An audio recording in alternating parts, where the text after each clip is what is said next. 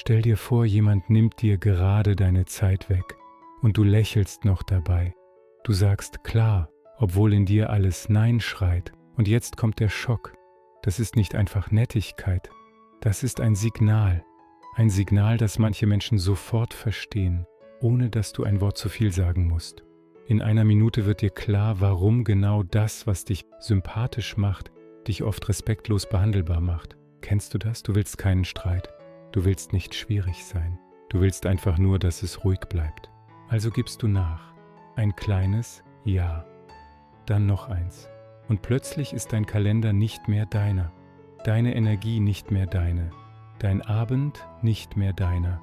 Und das Gemeine, du merkst es erst, wenn du innerlich schon kalt wirst. Ich stelle dir 3 Fragen. Warum respektieren dich manche Menschen erst, wenn du unbequem wirst? Warum fühlt sich ein Nein an wie Schuld, obwohl du genau weißt, dass du im Recht bist? Und warum ist der gefährlichste Teil beim Grenzensetzen nicht das Nein, sondern das, was du davor tust? Bleib kurz dran, weil gleich kommt ein Moment, den fast jeder falsch macht. Und genau dadurch trainierst du andere, dich zu übergehen, ohne dass du es merkst. Stell dir eine Szene vor. Es ist abends, du bist müde. Du willst nur kurz runterkommen. Dann vibriert das Handy. Kannst du kurz? Dieses kurz ist fast immer eine Falle. Du spürst es. Du weißt es. Und trotzdem antwortest du schnell, als würdest du geprüft werden. In deinem Körper passiert etwas. Druck in der Brust, ein Ziehen im Bauch. Du willst dieses Gefühl wegmachen, also sagst du ja. Und jetzt kommt die Wahrheit, die weh tut. Viele Menschen, die deine Grenzen übergehen, sind nicht unbedingt böse. Sie sind oft einfach bequem. Sie gehen dahin, wo es leicht ist. Und wenn du immer leicht bist, wirst du zum Standardweg. Das ist nicht fair. Aber es ist menschlich. Und es erklärt, warum du manchmal denkst, warum passiert das immer mir? Weil dein Verhalten unbewusst wie ein System wirkt. Ein System mit Regeln.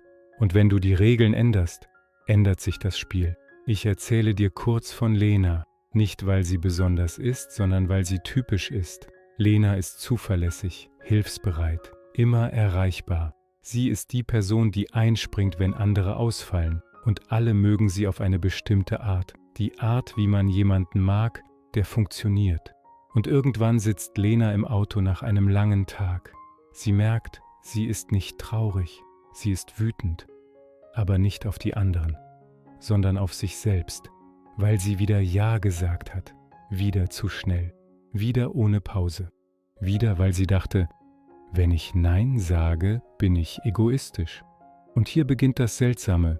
Lena ist nicht egoistisch. Lena hat nur gelernt, dass Harmonie wichtiger ist als Wahrheit. Genau da entsteht das Problem. Wenn du Harmonie über Wahrheit stellst, verlierst du dich. Und wenn du dich verlierst, spüren andere das. Sie spüren nicht Schwäche im Hollywood-Sinn, sie spüren Spielraum. Und Spielraum wird genutzt. Jetzt kommt eine Regel, die dein Leben verändern kann. Je mehr du dich erklärst, desto mehr machst du dich verhandelbar. Viele Menschen setzen Grenzen so: Ich kann heute nicht, weil... Und dann kommt ein ganzer Roman. Gründe, Details, Rechtfertigungen. Und was hört das Gegenüber? Oft nicht okay, verstanden, sondern aha, dann lösen wir dein Weil. Du willst eine Grenze. Du lieferst eine Diskussion. Und hier ist der erste Twist. Respekt entsteht selten, wenn du dich klein erklärst. Respekt entsteht, wenn du ruhig stehst, nicht laut, nicht aggressiv, einfach stabil. Die Frage ist nur, wie klingt Stabilität, ohne kalt zu werden? Wie setzt du Grenzen ohne Streit? Wie sagst du Nein, ohne dich danach zu hassen? Ich gebe dir 5 Sätze, die du wortwörtlich übernehmen kannst. Aber zuerst musst du einen Irrtum erkennen. Viele glauben, Grenzen sind ein Nein gegen andere.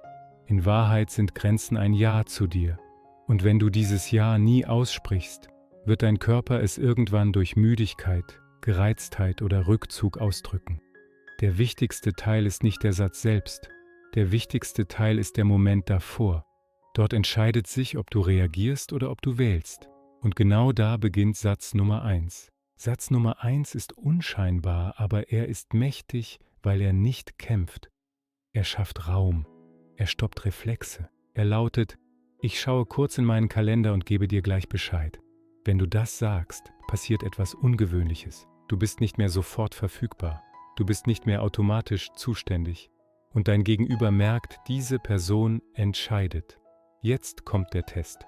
Manche sagen, okay, klar, und es ist erledigt. Aber manche drängen.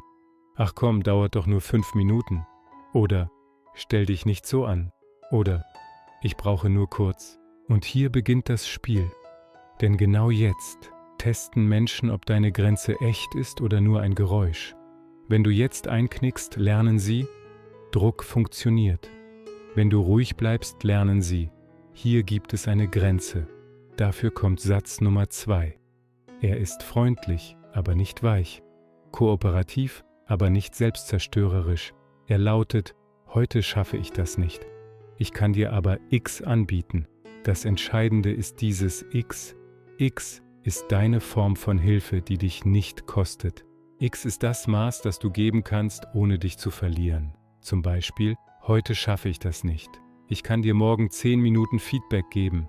Oder ich übernehme das nicht. Ich kann dir aber zeigen, wie du es selbst machst. Oder ich kann das heute nicht. Ich kann dir aber eine Alternative schicken. Jetzt kommt der Haken. Manche Menschen nehmen dieses Angebot nicht an, weil sie gar kein Angebot wollten. Sie wollten Zugriff. Sie wollten, dass du springst. Sie wollten Macht über dein Tempo. Dann kommt, ja, aber du kannst doch. Und plötzlich spürst du wieder Schuld. Und du bist kurz davor, dich zu erklären und dich zu verkaufen. Genau hier machen viele den typischen Fehler. Sie fangen an zu argumentieren. Und je länger du argumentierst, desto mehr wird aus deiner Grenze ein Debattierclub. Während du redest, sucht das Gegenüber nicht nach Verständnis, sondern nach Lücken. Wenn Druck kommt, brauchst du Satz Nummer 3. Er ist kurz, ruhig, unverschiebbar. Er beendet die Diskussion, ohne dass du laut werden musst. Er lautet, ich verstehe, dass das wichtig ist.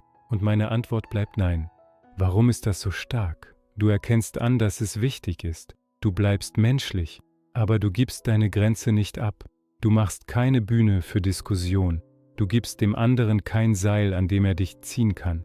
Und jetzt etwas, das dich überraschen kann. Wenn du diesen Satz zum ersten Mal sagst, meldet sich dein Körper. Vielleicht Herzklopfen, vielleicht Hitze im Gesicht, vielleicht dieses Gefühl, oh nein, jetzt bin ich der Böse. Das ist kein Beweis, dass du falsch liegst. Das ist nur dein Nervensystem, das sagt, neu. Wenn Menschen mit Druck nicht durchkommen, wechseln sie oft auf Schuld. Sie sagen, wow, du hast dich aber verändert. Oder, nach allem, was ich für dich getan habe. Oder, ich hätte das für dich gemacht. Das klingt wie Gefühle, ist aber oft Kontrolle im Mantel von Emotionen. Hier kommt Satz Nummer 4. Er ist sanft, aber er legt die Verantwortung dahin zurück, wo sie hingehört. Er lautet, dass du enttäuscht bist, verstehe ich. Trotzdem entscheide ich das so. Dieser Satz verändert alles, weil du die Gefühle des anderen nicht mehr trägst. Du erkennst sie an und lässt sie beim anderen.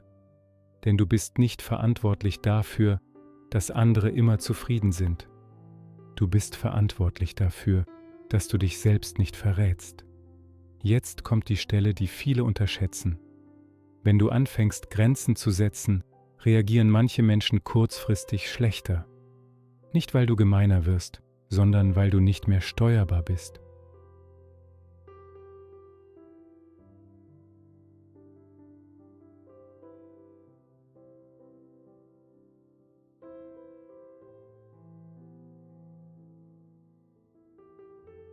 Stattdessen hat Lena den Rahmen gesetzt.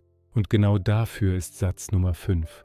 Dieser Satz ist für den Moment, in dem jemand respektlos wird, wenn jemand dich klein macht, wenn jemand laut wird, wenn jemand deine Grenze nicht testet, sondern angreift. Satz Nummer 5 lautet, so wie du es gerade ansprichst, mache ich das nicht. Wir können darüber reden, wenn es respektvoll bleibt. Das ist kein Angriff. Das ist ein Rahmen. Du sagst nicht, du bist schlecht. Du sagst, diese Art funktioniert nicht. Und das ist wichtig, weil viele Konflikte nicht wegen der Sache eskalieren, sondern wegen der Form. Wenn du die Form stoppst, stoppst du die Eskalation, bevor sie beginnt. Und jetzt der Punkt, den fast niemand versteht. Grenzen sind keine Mauern. Grenzen sind Türen. Eine Tür sagt, du bist willkommen, aber nicht, wenn du mich übergehst. Und hier ist das Paradox. Je klarer deine Tür ist, desto weniger musst du sie zuschlagen. Weil viele Menschen sich automatisch an klare Rahmen anpassen. Warum fühlt sich Klarheit trotzdem manchmal an wie Kälte? Weil dein Gehirn Klarheit mit Verlust verwechselt. Es denkt, wenn ich Nein sage, verliere ich Liebe. Wenn ich Nein sage, verliere ich Verbindung. Wenn ich Nein sage, verliere ich Sicherheit. Deshalb sagst du Ja, um sicher zu sein, und bezahlst mit dir. Hier ist die Wende. Respekt ist nicht etwas, das du verdienst, indem du genug gibst. Respekt ist etwas, das du einlädst, indem du dich selbst ernst nimmst. Menschen fühlen unbewusst, ob du dich selbst verlässt. Sie fühlen es an deinem Tempo, an deinen Erklärungen, an deinem Lächeln, wenn du eigentlich Nein meinst. Wenn du dich oft genug selbst verlässt, lernt dein Gehirn, meine Bedürfnisse zählen nicht. Und dann wirst du empfindlicher, gereizter, schneller, verletzt. Nicht, weil du schwach bist, sondern weil du dich ständig übergehst. Der stärkste Moment ist nicht, wenn du einen dieser Sätze sagst. Der stärkste Moment ist die Sekunde danach.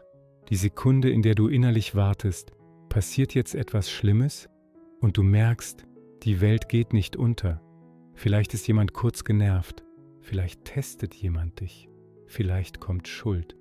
Aber du bleibst stehen, ruhig, klar. Lena hat das nach ein paar Tagen gemerkt. Nicht wie ein Feuerwerk, eher wie eine neue Stille. Mehr Luft, mehr Zeit, mehr Energie. Und das Überraschende, ein Kollege, der sie vorher immer kurz eingespannt hat, fragte plötzlich, passt es dir wirklich? Weil er verstanden hat, diese Person hat Grenzen. Und Grenzen sind für viele ein Signal von Wert.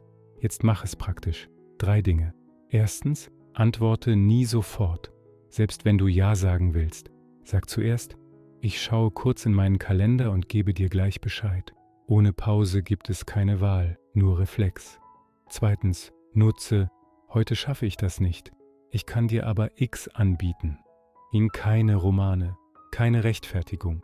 Grenzen müssen wiederholbar sein. Wenn du sie nicht wiederholen kannst, sind es keine Grenzen, sondern Stimmungen.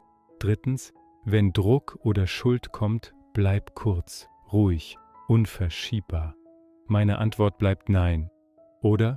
Trotzdem entscheide ich das so. Du musst nicht überzeugen, du musst nur stehen. Und hier ist die 7-Tage-Challenge. 7 Tage lang gibst du keine Sofortzusage. Nie.